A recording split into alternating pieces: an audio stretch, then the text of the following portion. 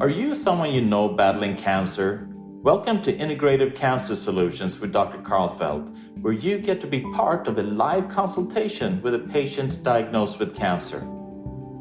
I was never close to my father. In fact, I found out that he passed away from colon cancer 6 months after he died. I never got to be with him during his struggle.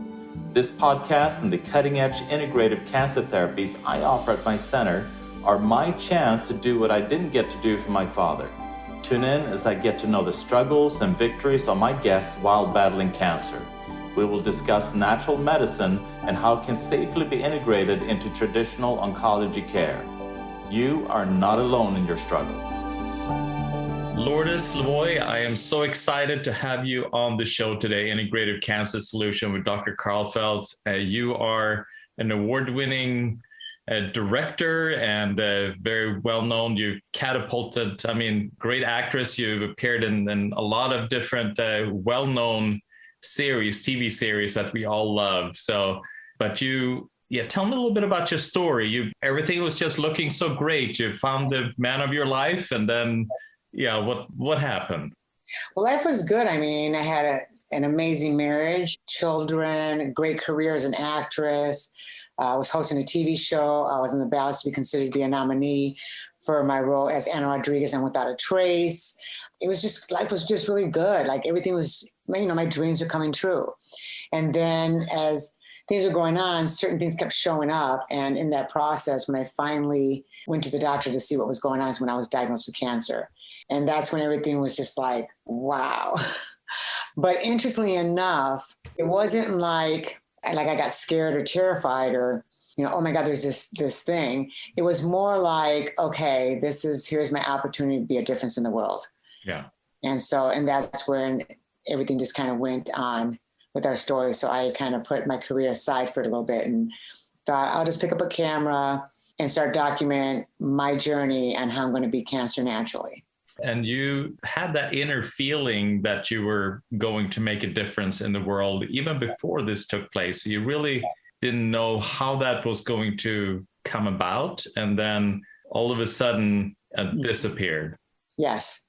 And it's funny because it was always this thing. And it wasn't just like this kind of it was like very strongly felt like you're going to be this big difference in the world. You're going to inspire people. And it's something I really wanted to do.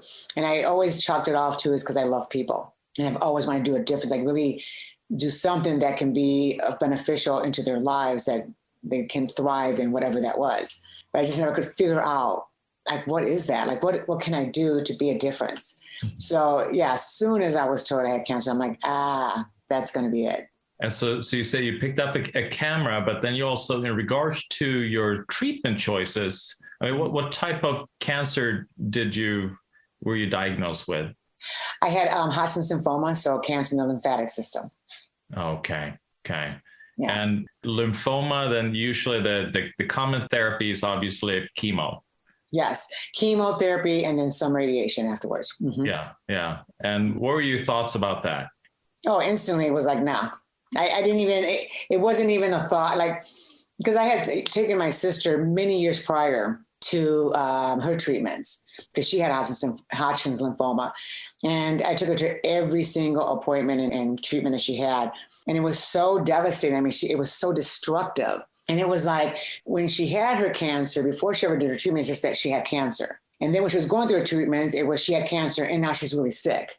So I saw firsthand that it wasn't the cancer that got her, real sick. She just happened to have that.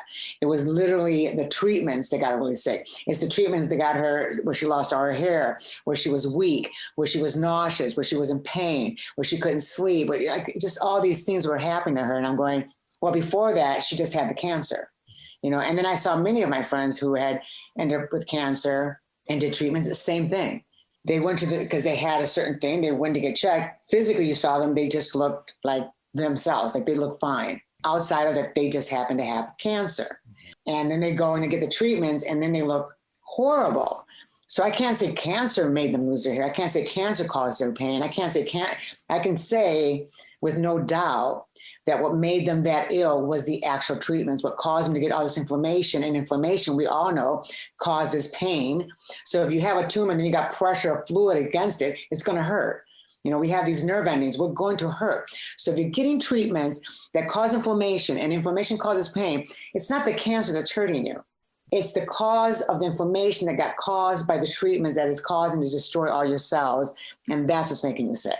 So I was very clear, that was not my road. And how, I'm curious, because obviously lymphoma, you have all your friends, family, husband, everyone, obviously they want you to stay alive. I mean, they don't want you to go away and kind of miss this opportunity to treat. And so I'm sure there was a lot of fear and a lot of pressure from them. Yes, a lot. It was, I understood it was because they loved me. Yeah. And they felt that the best thing I could do is just follow the protocol that everybody follows. Mm-hmm. And for them, regardless, there was a chance they could help me. And I think it's because every time somebody dies, we never say they died of the treatment. We always say, oh, so-and-so died of cancer. And we exclude the damage that the body went through because of the treatment. And that's what caused the body to die. We just say, no, cancer killed them. So we immediately fear cancer and not the treatment. So I was clear that for them, it was just that, no, you need to do this treatment because cancer kills you, not the treatment. And if the person died, it had nothing to do with the treatment. It's just that eventually cancer just took over. And so I understood the level that it's because they loved me and they were terrified for me. But I also was clear that I needed a team to back me up because I didn't need, it's that energy. When someone pushes that, it's like when you walk in a room and someone's got an attitude, you feel that. Same thing when someone is having this thing where it's like, oh my goodness, and you're just going to, I didn't want that. I'm like, no, that'll affect me too. So I really, at that time, I continued to talk with my mom because she's my mom. Yeah. But my mom was a type where even though she was terrified, she kept it to herself. And she just sent me stuff. She sent me here's 5,000 IUs of vitamin E, and here's some, Anamu and tea. And so she was sending me stuff, hoping at least I would do something to help because my daughter's crazy. So, but the rest I kind of avoided because I got tired of arguing with them. Yeah, exactly. Yeah. And you're absolutely right. I mean, that's important for people that have somebody diagnosed with cancer, is to really respect their decision, what they feel is right for them.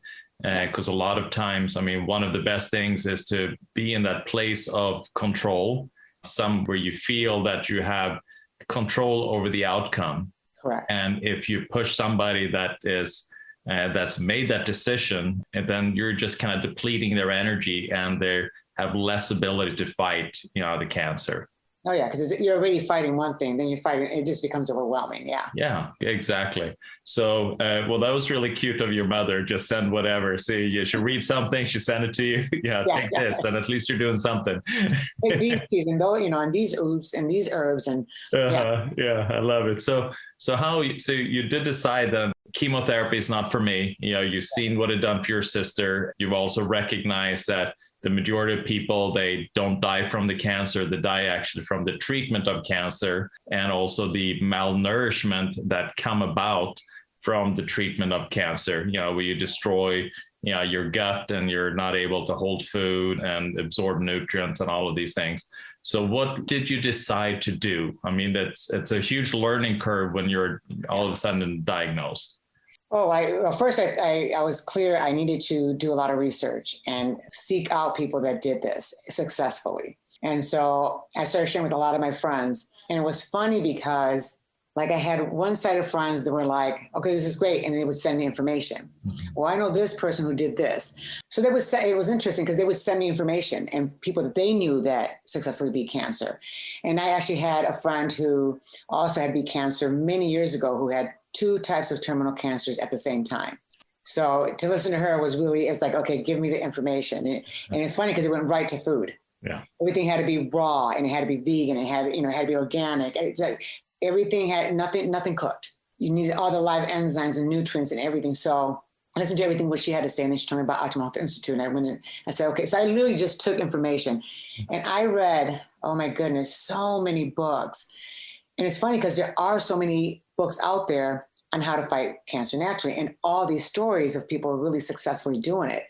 So I got into that and started trying out all these different little regimens they did. Some of them were like, I can't do it.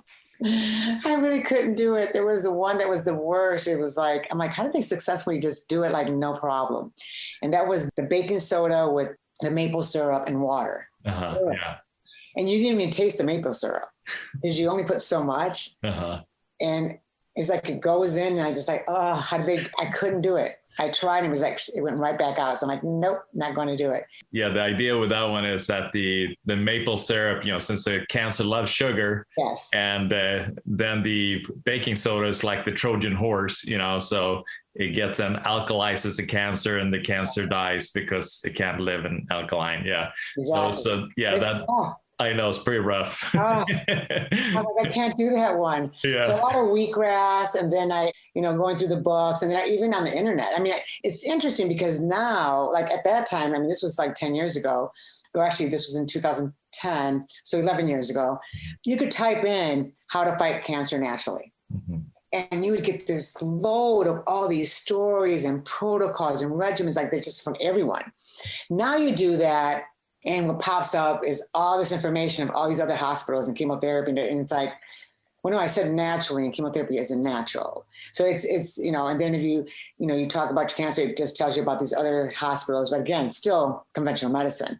So it's almost impossible now to find it on the internet, but you still have the books. Yeah, it is fascinating how they are filtering the search results. Yes. So that when you are typing those kind of things, and it relates to a lot of different things that you're trying to fight, natural, but especially cancer, that's like the golden cow because it makes so much money on it.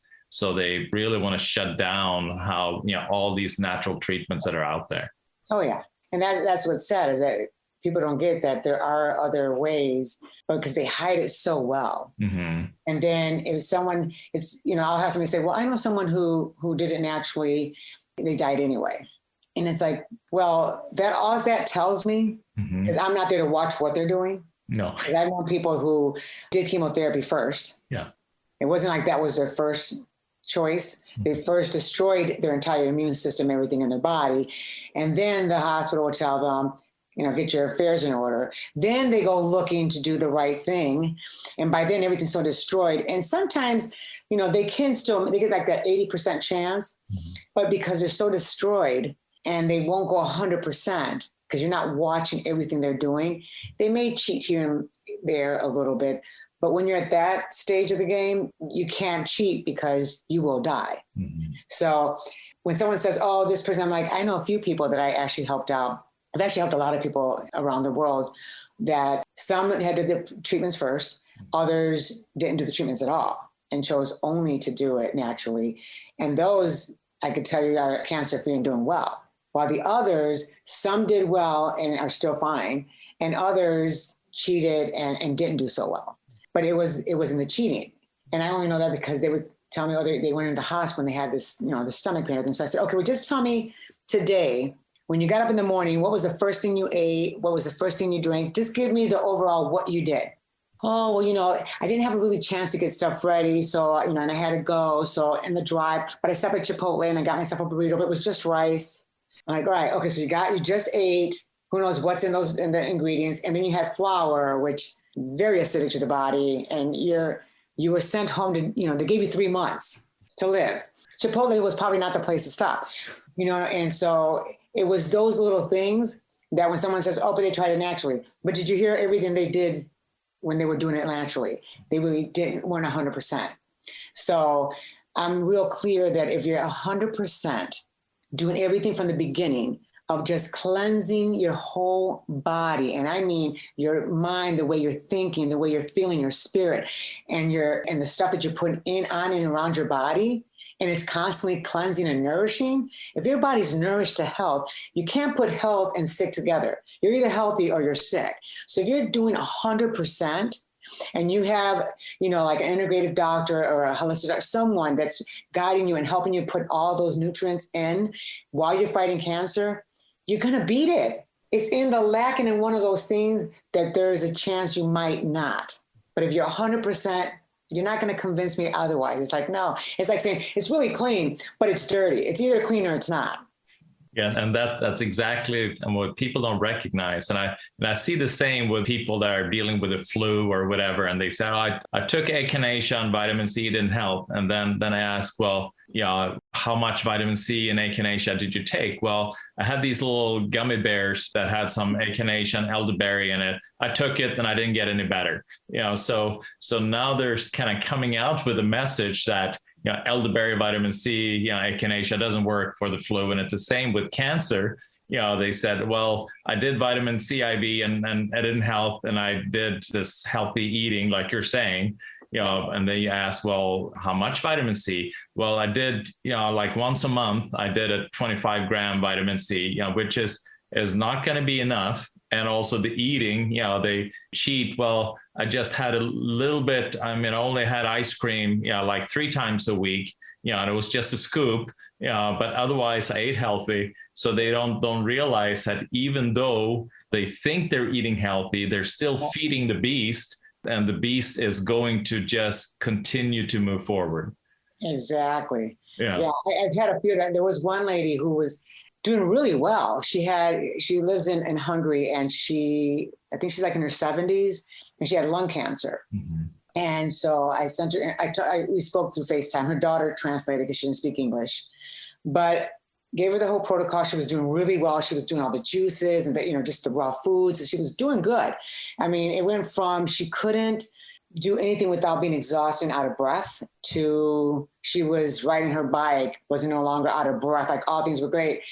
But then things started slowing down, and then her daughter admitted, she's like, well, she stopped smoking, but then she started smoking again. And I'm like, oh, yeah, that's not going to help for someone who's got lung cancer to, throw in that cigarette. So, but her mom saw the difference. Yeah.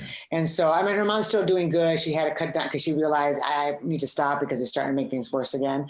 And it's funny because I do notice that when someone sees an improvement and they're feeling good, they don't get that they're still not over that hump because it's still there. They don't, you feel good. You're like, it's not going to hurt if I have this one ice cream or I have this one soda that's going to compromise the immune system for like the next 4 hours, or, or this sugar that's going to feed the cancer, or, fill in the blank. But it is critical because it will affect it, because you have to remember the cancer is right there. Just because you had that ice cream and soda, it's not going to go, oh, but you had the celery juice. Okay, but you just now gave it food, so it starts growing. And it's like, you don't want to do that. No. Yeah, it's cancer. And I always say cancer is chronic. It doesn't stop, meaning that even if you've been in remission for 5 years and then all of a sudden start to remote, you're saying, oh, I'm clear, I'm fine, I can go back to eating well, cancer free. The cancer is still there, and it's going to start growing if you do that. And also systemic, meaning that you can't just remove the lump and think that now you've gotten rid of the cancer. The process is everywhere. So you got to do exactly what you're saying. You got to correct the terrain, and you got to create a healthy body where cancer does not want to be. Exactly. Because I always tell people when they go, oh, well, they cut it out and they say it's no longer there. So when they were cutting it out, they went under a microscope while they're making sure no cells went anywhere else. Like they just cut. They don't have a microscope watching to see where those tiny little cells went to. So it's like, no, you're going to end up with floaties, going in other parts of your body when they're like, oh, it metastasized, But it's like, you can't cut out cancer. No. The stem cell is still there. Those other cells that they're not seeing are still going around and doing their thing. You have to change your lifestyle. You can't keep the same lifestyle and think, because I can't tell you how many times someone would tell me, oh, they're fine. They go through their stuff. They cut this out. They do radiation or chemotherapy. They go for their 3 months checkup and they find this little thing. Oh, there's this little thing I have to go back in. It's only been 3 months. I thought you were good. See, they tell you this is going to fix it. We're going to cut this out. We're going to do some of this radiation. We'll do a little chemo. You're going to lose all your, you're going to be fine. Then they say, oh, and that they could still see something's there, which is the whole remission thing. They didn't say cure. They used the word remission. It's kind of, subsided. It's sitting there somewhere hidden. And they make you believe that you're good. And then they go around sharing how there's great news, how they're fine. Then they go back and it's like, bummer. there's this thing. It's right there that they're seeing. I gotta go back to get checked. And yep, it's back. Every time I see that every time, and I'm going, okay. And I'm actually talking with someone who did some stuff, but didn't do 100% and decided just to do the chemotherapy. She was doing good as you see someone who's, I mean, I understand that that's not really good. Good is when you come out and you feel great. Like you don't even feel, like nothing's coming back. And now we're going to meet up this Saturday because there is something there again. And this is after all the stuff they told her to do and how, she was going to be good. And this was just not too long. I mean, her hair's just growing back. I kind of liken it to, you get that dopamine rush at, oh, I'm cured now. So it's kind of like gambling. You win the slot machine and all of a sudden you get this win and now you just want to continue. And then all of a sudden you're more broke than you were before, but You've had that initial rush. You got to keep on doing it.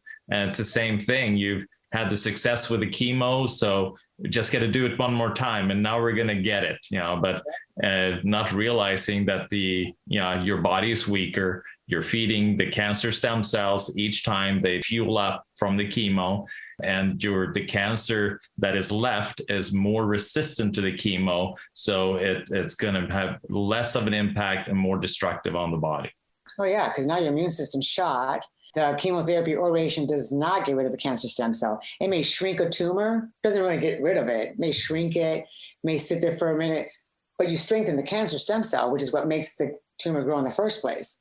So it's like you're not really changing anything. And I tell people, I said, 97% of the time you go that route, you're pretty much done. It's that little 3% that person can say, it's been 10 years, despite the chemo.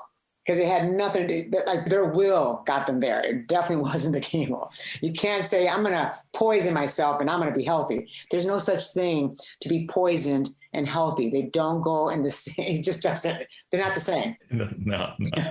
It's like you just have to kind of things out a little bit and just look and go, so this will poison my body and somehow poison will make me better. At the same time, I'm going to feel fine and I'm going to get rid of this thing and it causes cancer. And I'm trying to get rid of cancer. I'm doing a cancer-causing therapy to get rid of cancer, because radiation is cancer-causing. Yep. Chemo is cancer-causing. Yep. Yeah, we're going to do the treatment that causes cancer to get rid of cancer. Yeah. When you say it out loud, it sounds crazy. Yeah. And also there's no oncologist, there's no one can say that chemo is going to get rid of all the cancer, because that is impossible. So the only thing that is going to take care of it after is your immune system. But the chemo completely destroyed your immune system. So now the cancer is just kind of free reign and just move forward. So you started then with the juicing. I mean, you're diagnosed, you started with the juicing. And what transpired after that? I mean, how? Oh, yeah. So I went to Optimum Institute in San Diego. It's just about juicing. Mm-hmm. It's raw juicing. There's nothing cooked. And you go through this juicing process. You do a lot of wheatgrass, not just drinking it, but you also do a lot of wheatgrass enemas. And of course, we know wheatgrass on top of the chlorophyll has B17 in it. B17 is known to fight cancer. Mm-hmm. So when you're drinking all these things, you're drinking all this alkaline water, you're drinking all these juices and just 100% raw, you go through a detox process, you detox so bad. Like I detoxed for the first 2.5 days, I felt horrible. But stuff was just coming out in the bathroom. I'm like, oh my goodness, this was inside me, yikes. Which is actually inside my documentary. I recorded everything. Because I'm like, people had to see the crazy stuff that comes out of you. It was just like, oh my goodness.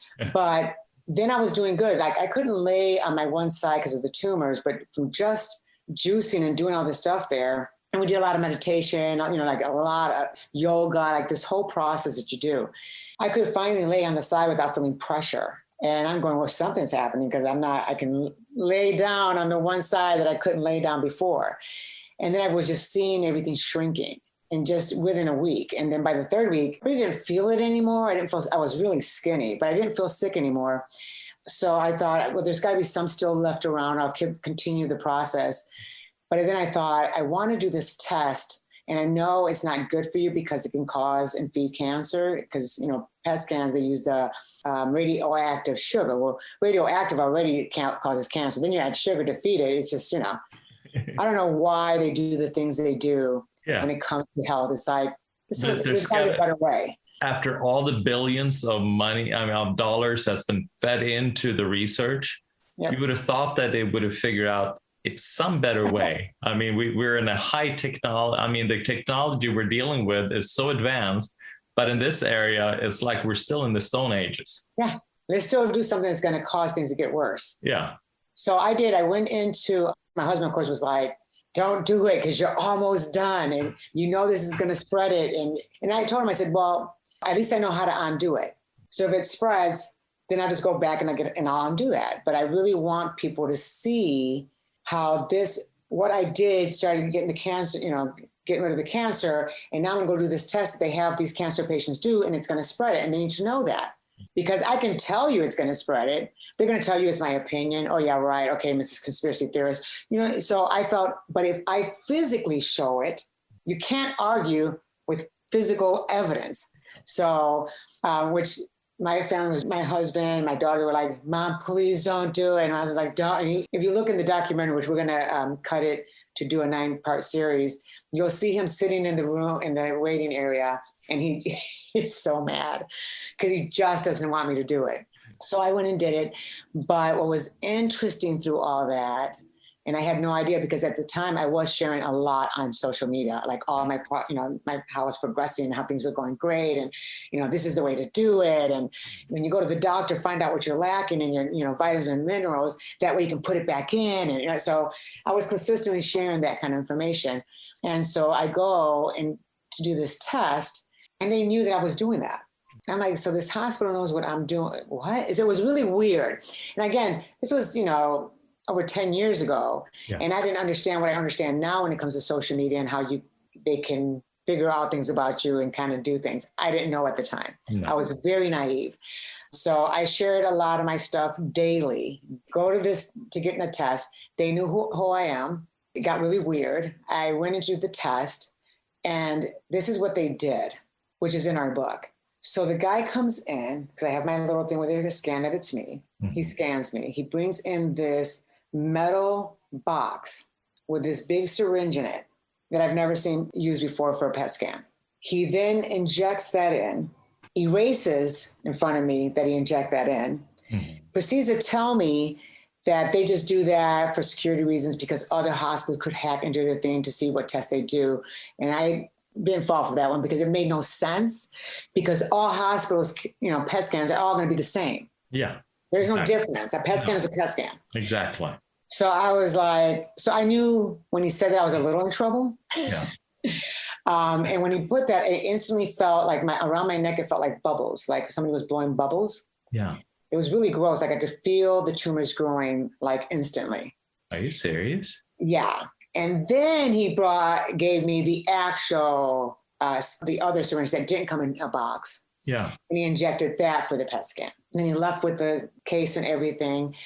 And the whole time I'm feeling these things, I'm going, oh my gosh, this is not good. I waited 45 minutes. Then I went into the scan room, did this test, left, got home. And by that evening, my stomach had gotten so huge and my liver got so enlarged, you could see it moving like I was pregnant and had this baby moving in there. And the whole time my husband was like, I told you not to do this. He was so upset with me. Yeah.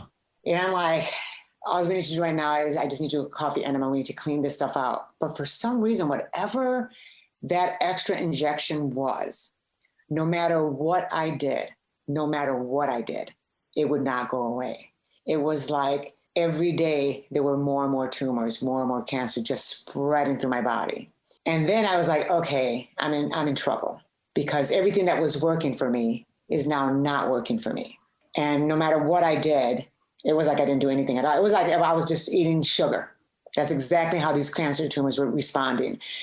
And by then I had I just started having what we called a pearl necklace, because I had tumors going all across my neck. Mm-hmm. I had the baby head by the end of the week sticking out, like we called it a baby head because it looked like a baby head sticking out of my arm. The lymph nodes just all swollen. Oh, it was just, I couldn't put my arm down. So it was my arm was like this because this thing was just sticking out. Throughout my growing area, down my legs, in the back of my lower back was like this big, I was just in bad shape. I couldn't barely breathe anymore. I had, it's just like I couldn't lay down to sleep. I had to sit sleeping. And I'm going, okay, so I'm like really bad right now. and I don't know what to do, because even when my husband went with me to the same place that I went to before, we did all the juicing and I couldn't get any of it in. Like, no matter what I did, I just got nauseous and I couldn't do it. And we got to a point where I looked at my husband, I'm like, I don't know what to do, because whatever that was, like, they're going to win, because now I'm dying and I don't want to die, because this is not the way I expected this to go. And I was just withering away there. And I said, we just need to go back home, because this is not helping and I'm just feeling worse. So we finally go back home. We didn't finish the protocol there. I could not put nothing in my system. I get back, and by the next day, I woke my husband up because I was drenched and like it looked like someone took a bucket and just poured water all over me. That's how much sweat I was. I mean, just drenched in sweat. I got down to like 70 pounds. I was bony. And I looked at him and I couldn't move. And I told him, I said, I got to use the bathroom, but I can't move. Like, I don't know what was going on, but I just couldn't move. And I could feel like my heart was racing. So he picked me up, like the sweat was just dripping. He sat me on the bathroom, and at that point I was like, call 911, I think I'm dying. So they called 911, and there had to have been, sometimes I look and I'm going, God was totally with me this whole way. As bad as things got, I got to tell you, I really look back and go, no, he was guiding me the whole way, and he knew that I was going to be fine. I just didn't know yet. Like, I had the feeling, even when I felt death, that I still could beat this. But this thing, it was like, this is really getting bad. And so the paramedics must have been somewhere like right outside when we called, because within seconds, they were at our door. Seconds. And they get there and they're trying to get me to blow into something. And I'm like, I couldn't breathe. So it's like, you can't blow into something when you can't breathe.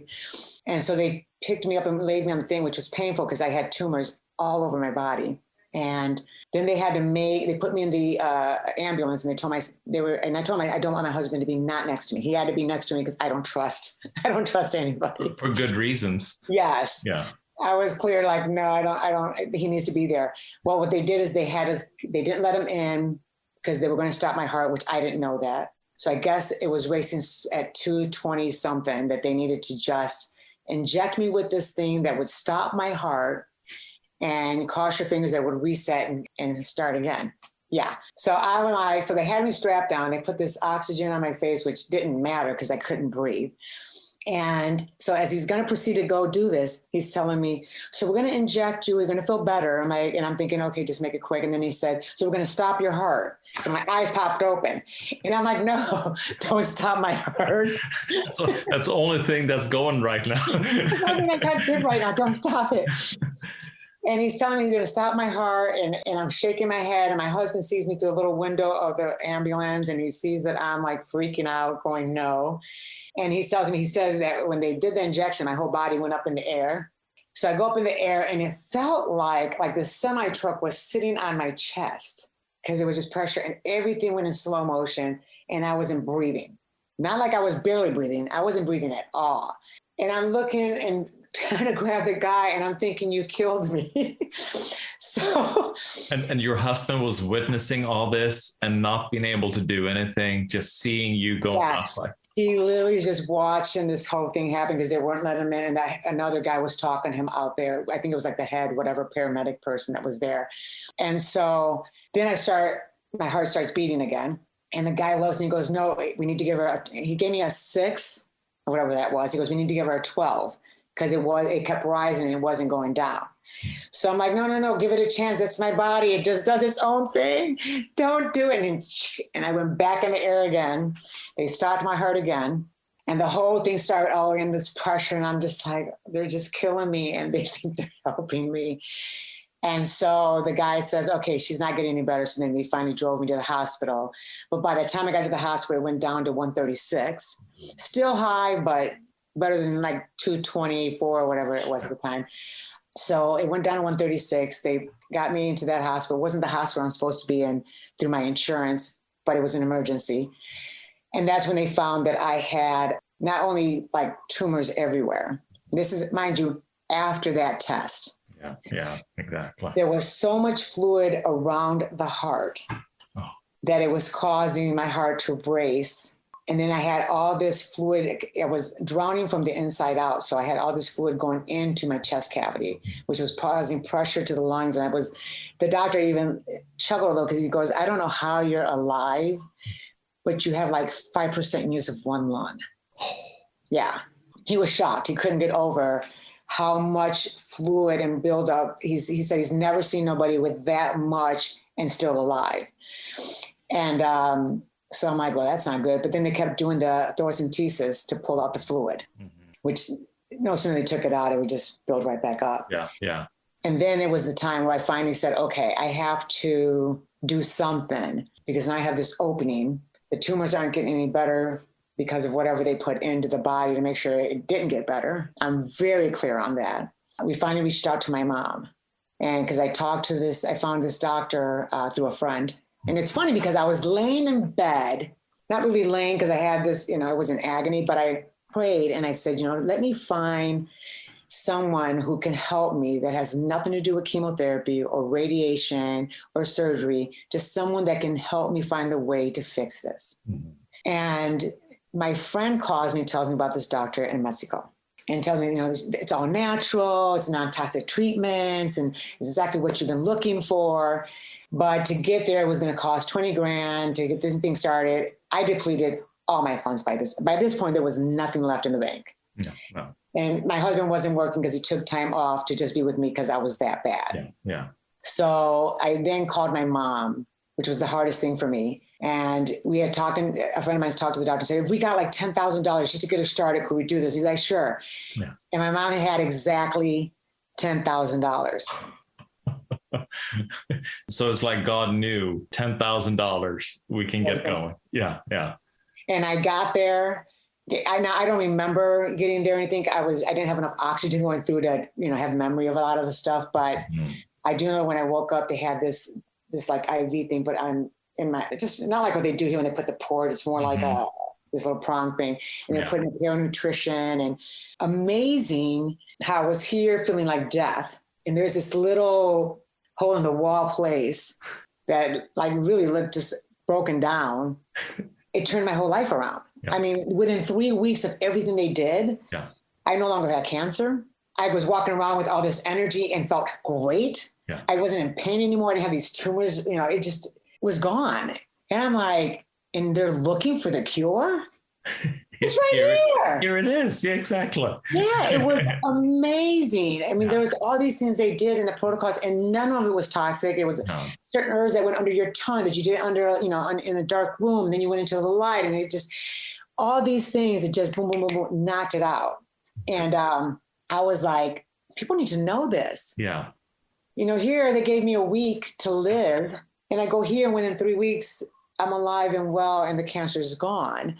Now, I still had the opening of the chest cavity. So I still had that problem, which is why when they tried to do a thing, because my lung had collapsed, they put this little tube in the chest area and then just kind of pumped out. So it stayed there till I left. Yeah. But it's interesting because the doctor tells me there, you need he said, chemo is so bad that when it goes into your body, it scars it. Yeah. Your organs, everything. It's like, it's not a good thing. Mm-hmm. He said, but your chest cavity is open. So if you do surgery, you can have a lot of complications later. But if you do 3 light doses of chemo, it'll scar that and you're done. Yeah. And I'm like, I don't want to do chemotherapy because it's cancer causing. And he goes, yeah, but you can clean that out. Yeah. And then they were saying, I think it was like 35,000 down there, 30 or 35,000 for the treatment. I'm like, no, we've literally depleted all our funds. So we're good. So me and my husband said, you know what? We don't have to tell the doctors here that the cancer is gone. They don't need to know. No. We can just sign and say we did it. They give us a treatment. We seal the line. We're done. Yeah. Yeah. And so we get back, and that was a decision. We had to keep it to ourselves. We couldn't let them know. But then I couldn't get myself to do it.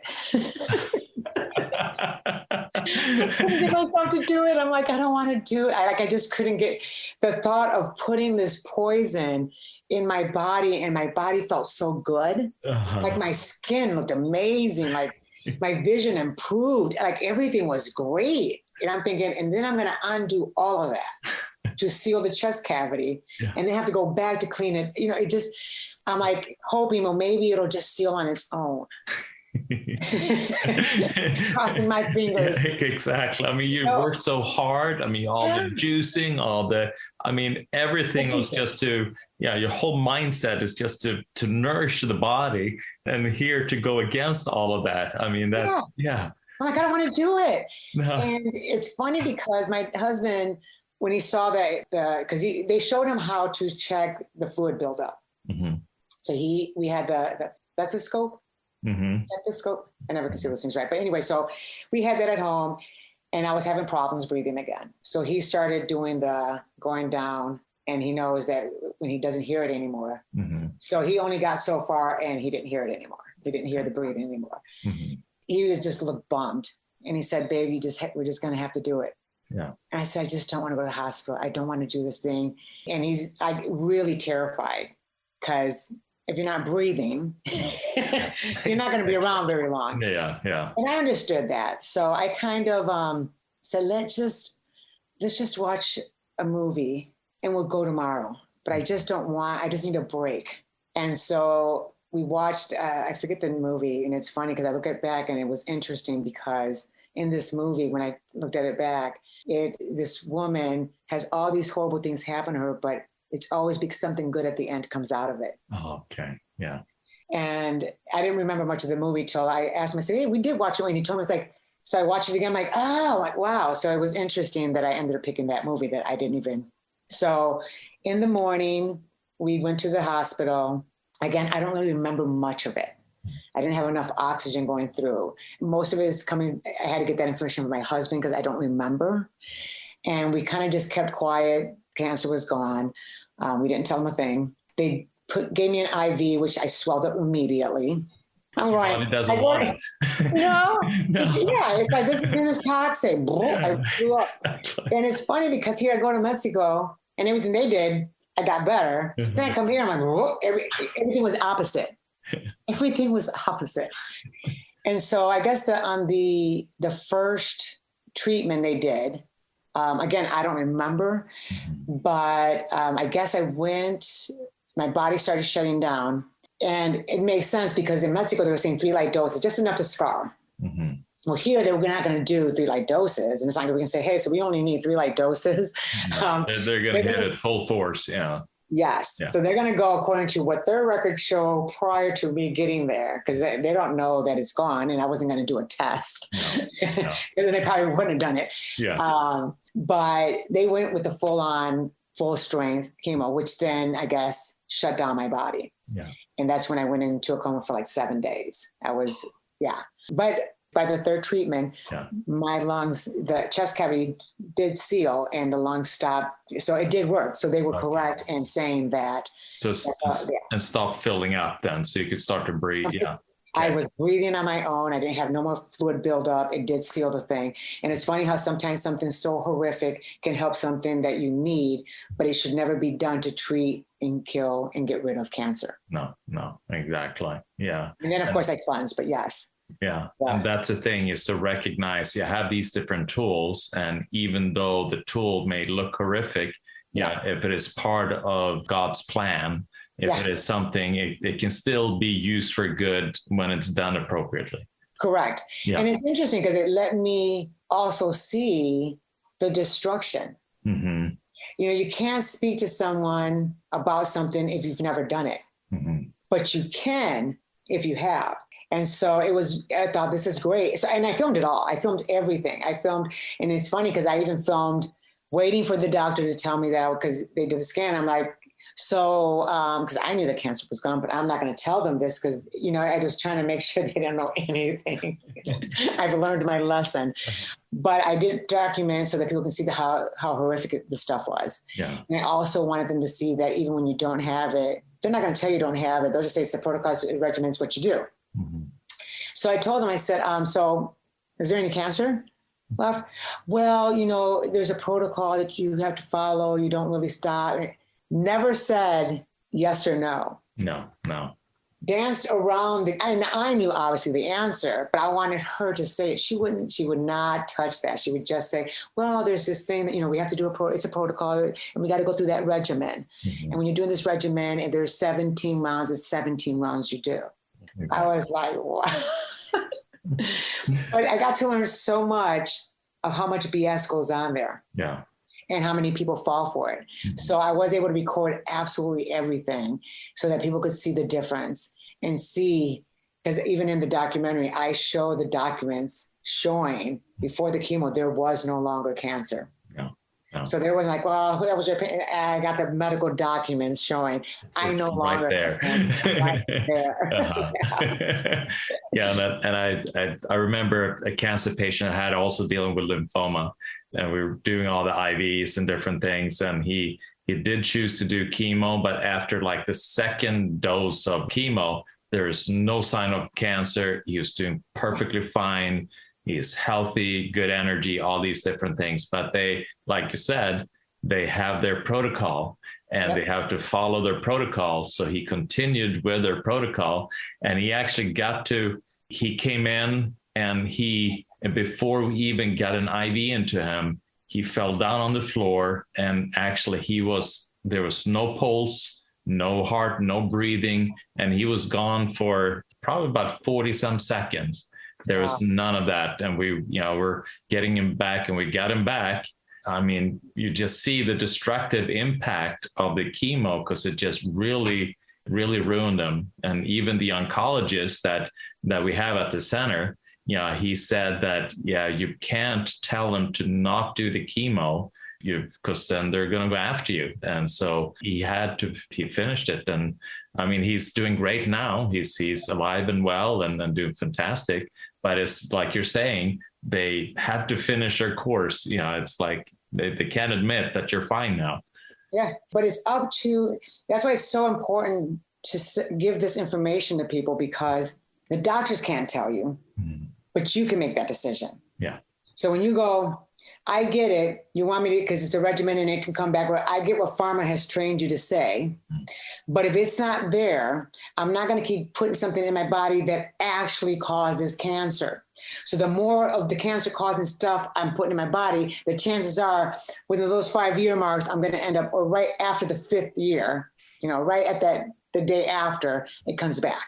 Yeah. It's like, no, and which is why they use the 5-year mark, because anything that happens after the fact, it looks like, hey, it was successful the first 5 years. It really wasn't, but it's just that they kept it at that 5-year mark because the numbers are much higher of deaths after the 5-year. Yeah.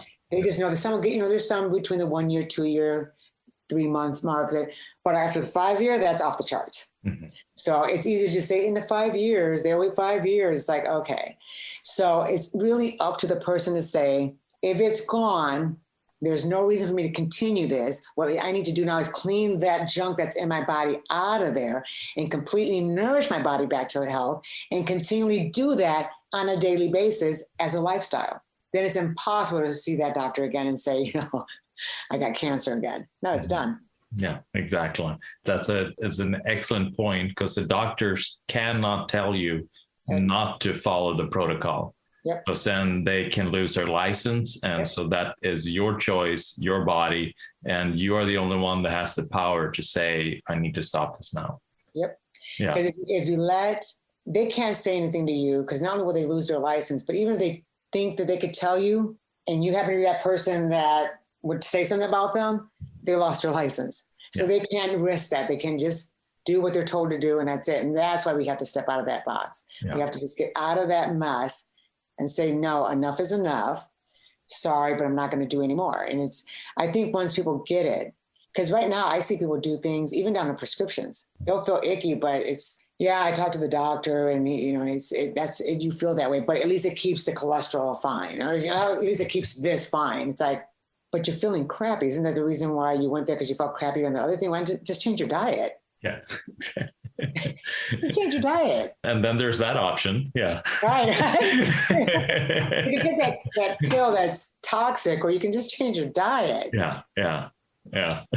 Nobody wants to do the work. I look at it and go, it wasn't easy for me to stop my sweets. No. But I will say I did stop all the sweets when I had no other choice, and I started learning. And even though it was tough, what made it easy for me was, because I had a really horrible sweet tooth, is I did like berries. I had so many blueberries. I would eat like pounds of blueberries a day. But it was antioxidant. It was great. It was organic. I made sure there was no sprays and stuff on it, so it was good. But it was tough. So I had to replace my sweets with blueberries. Yeah. So all of this, I mean, you documented all of this, and you created then an award-winning documentary of the whole process. Yes. How can people see this movie? I mean, where do they go? Okay, well, because it is very long. Yeah. Which we condensed it. It's like a 2-hour, but because we had like over 40 hours of footage. Yeah. We had it condensed to like 2 hours. What we decided is, because there was a lot of critical parts that are really important in there, is what we're going to do is we're going to edit into 9 parts, and we're going to put it on Brighton, and I'm not sure still on YouTube because it's way too easy to get censored there. And even though if you get censored, they can go to Brighton, but then now they know. Yeah. So for sure it's going to go on Brighton. I just started a channel, and we're going to start doing those things and editing and doing a few informational videos and stuff. But once we do that, we are going to share on our website. Go to Brighton. Here goes the 9-part series. They can watch it all in one shot, or they can do it daily, or whatever, how they choose. And what is your website? What's the URL for that? Oh, it's www.createoptionc.com. And what does option C stand for? Well, option C is we learned there are 3 options. The first option is what everybody does. They go to the doctor, do what the doctors tell you. They do no research. They just put their life into their hands. Yeah. Option B, people like my dad and many people we met just don't do nothing at all. They're just like, it's God's will. If I go, I'm fine. I'm not changing a thing. And option C people are the ones that educate themselves, that literally step outside the box. They no longer hand their life into a doctor's hand unless they're working as a team. Not that here, you do it, I don't have to know nothing. It's more we work as a team. They can check, what you're lacking in, because you can't do that. What nutrients you need in your body and minerals and vitamins. They can do the blood testing. So you work as a team. So option C people research. They do lots of research. They educate. They look to see who else has done it successfully. And they don't go to just one thing. They check everything, because it's all the information. They can come to a conclusion of what they want to do. So that's what option C is, and that's what we teach. Well, I think option C is a great option. Oh, thank you. Well, Lourdes, it's such a pleasure. Is there, as a final note, I mean, is there an additional gem that you would tell that you would like to have known at the time you were diagnosed that you would like other people to know that you haven't mentioned?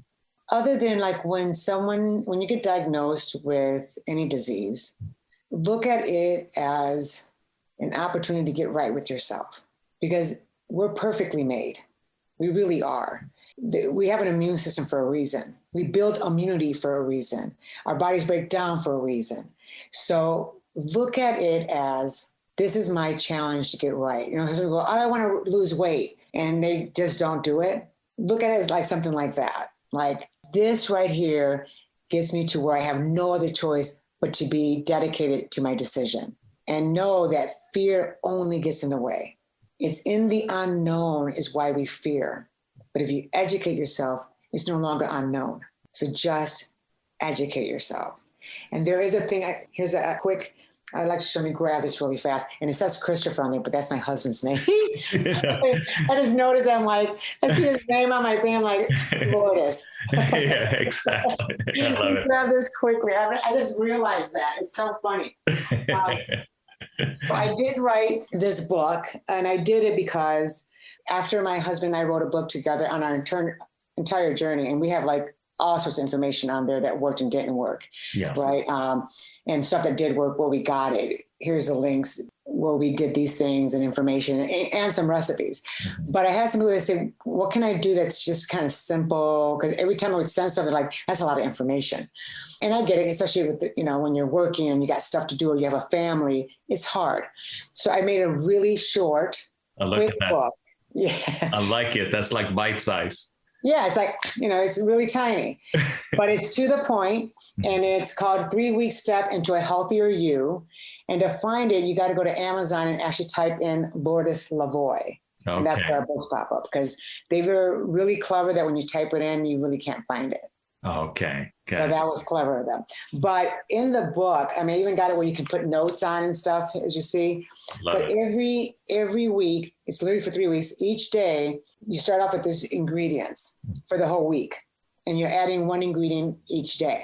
But it also breaks down what each ingredient does. Like, right, if it talks about celery, it literally goes right into it. It's great in hydration. It also, contains vitamin A, K, C. So everything that you're going in there, you're going to know what you're putting in your body. Because I think there's something to it when you know what it's doing, and then you're making these juices and these meals that you now know you're actually nourishing it. So I made it very simple. So that way, all you're doing is adding one extra ingredient each day. So by the third week, you feel amazing. And I had a few people that done it. One guy who was feeling crappy and he wanted to drop 30 pounds. And he did it, and he dropped a little over 30 pounds within the 3 weeks and felt great. And that's all he did. He just stuck to each step. So it wasn't like he had the one thing and he couldn't eat the rest. It's like, no, you do your normal thing, but I'm literally just helping you to push out each day something out of your diet. Yeah. And the cool thing is not, this is toxic waste he's getting rid of. So you're getting rid of toxins and you're fueling it with good nutrition. Yeah. And I love that because, like you're saying, if you're aware, you know what the food is doing.